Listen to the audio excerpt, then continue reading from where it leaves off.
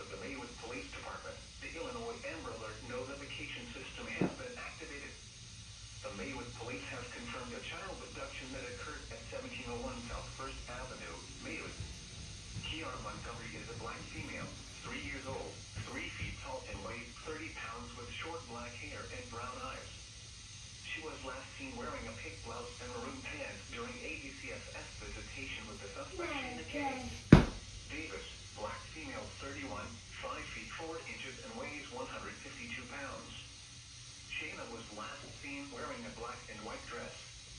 Kiara is listed as a protected party from the suspect in an active order of protection.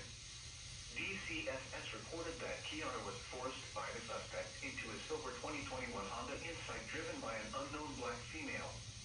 Last seen heading northbound from First Avenue, Maywood at 9:53 a.m. Anyone with information should call 911. This concludes the Amber Alert issued by the Illinois State Police.